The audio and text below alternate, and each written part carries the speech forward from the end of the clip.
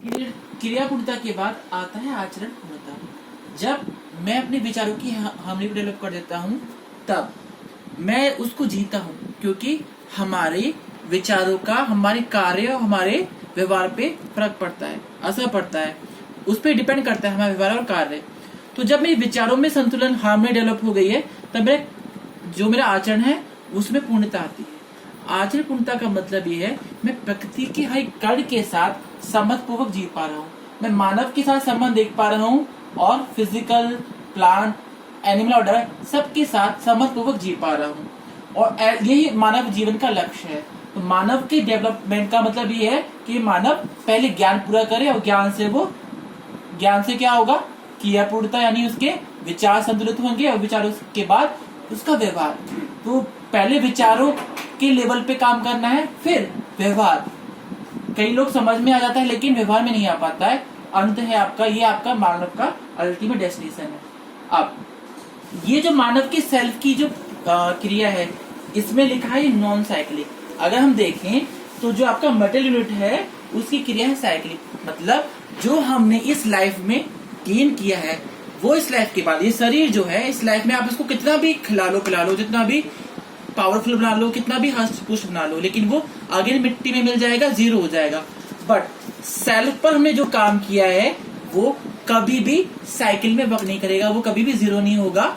ये जो डेवलपमेंट है वो हमारे साथ कैरी फॉरवर्ड करता है। तो ये जो मटेरियल चीजों का ज्ञान है वो हम अपनी नेक्स्ट लाइफ में कैरी फॉरवर्ड नहीं करते हैं।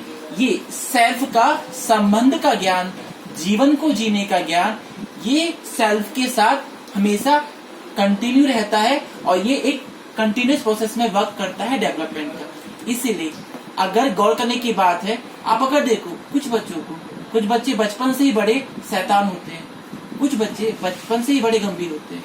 हालांकि आप देखो उनके माता पिता भले इतनी अच्छी फैमिली में ना हो, एग्जाम्पल आप प्रहलाद का ले सकते हो, माता पिता राक्षस कुल के हैं लेकिन बच्चे गंभीर हैं, बच्चा संबंध को देख पा रहा है। तो ये सेल्फ की एक्टिविटी पे डिपेंड करता है।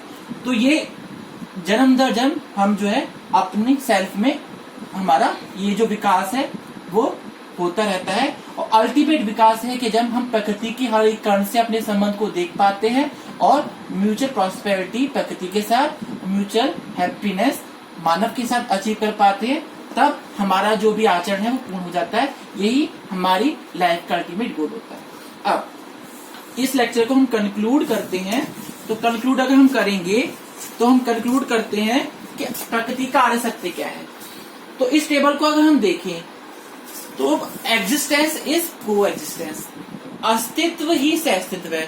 अगर अस्तित्व है तो सहअस्तित्व है, अगर सहअस्तित्व नहीं है तो अस्तित्व भी नहीं है। इट मीन्स अगर हम हमारे जीवन के फैलाव को देखें, ये सब हम जो हमारा पहला कॉलम है वो हमारे जीवन के स्तर को या फिर फैलाव को दर्शाता है।